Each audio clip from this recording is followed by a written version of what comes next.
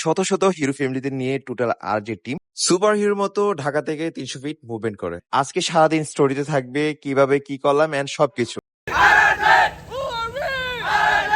আজকের দিনটা স্টার্ট হয় বাজে কিছু এক্সপিরিয়েন্স দিয়ে। কজ নাইম তার বাইকটা স্টার্ট হচ্ছিল না, ঠেলতেছিল। দ্যাটস ওয়াই আমি চলে যাই ওর বাইকটা স্টার্ট করে দেওয়ার জন্য। ওর বাইকটা স্টার্ট করে দেওয়ার পর সোজা আমি বের হয়ে যাই তেজগাঁর উদ্দেশ্যে, যেহেতু তেজগাঁ থেকে এই রেলটা স্টার্ট হবে। এন্ড প্রথমে আবার আমার বাইকে তেল শেষ হয়ে যায়। দ্যাটস ওয়াই আমাদের যেতে যেতে কিন্তু অনেক লেট হয়ে যায়। এন্ড যে দেখি আর যেতে সকল মেম্বাররা অলরেডি চলে আসছে। এন্ড আমরা যেহেতু লেট করে গেছি, আমাদের সাথে ওরা মজা নিচ্ছিল।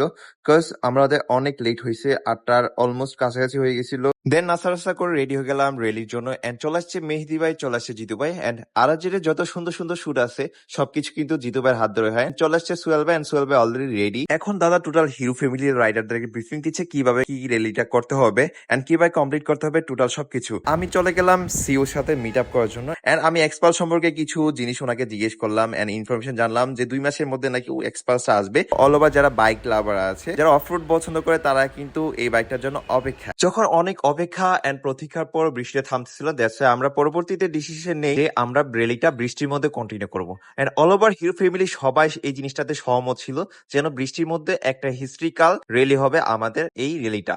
সো সবাই ডিসিশন নিলাম যে এই রেলিটা বৃষ্টির মধ্যে আমরা কন্টিনিউ করবো। এন্ড টোটাল আর যে মেম্বার ছিল তারা সুসংগঠিত ভাবে রেলিটাকে সাজাচ্ছিল, যেহেতু আজকে ফ্রাইডে এন্ড রাস্তায় টুকটাক ট্রাফিক ছিল আজকে। সব বাধা অপেক্ষা করে রেলিটি কিন্তু কন্টিনিউ হচ্ছে। আর মনে হচ্ছে একজাক জোনাগি বোকা দিনের বেলা একটা র্যালি সংগঠিত করছে এরকম মনে হচ্ছে। আর এক্সট্রিম রাইডাররা খুব ভালো এন্ড খুব ফ্রেন্ডলি।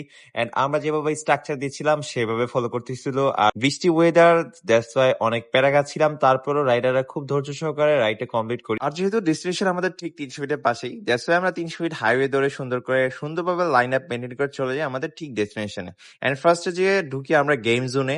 এন্ড গেম জোনে সুন্দরভাবে এনজয় করি গেমটাকে। আর আমি কিন্তু খুব বাজে খেলতেছিলাম, খুবই বাজে খেলতেছিলাম, মাত্র 2টা ধরতে পারছি আর সবগুলোই পড়ে যায়। এন্ড তারপর চলে আসে নাইম। এন্ড নাইম কিন্তু খুব ভালো করতেছিল। মাঝখানে ফরহাদ ভাই পড়ে যায় ঠিক হ্যামক থেকে, খুবই ব্যথা পায়, যেটা আমরা সবাই খুব মজা নিতেছিলাম। বাট বেচারা খুবই ব্যথা পাইছে, বাট ওনার জন্য খুবই খারাপ লাগতেছিল আমার। ওই দিকটা থাপ রাইতেছে হয়তো থামাইতেও পারতেছে না বেচারা।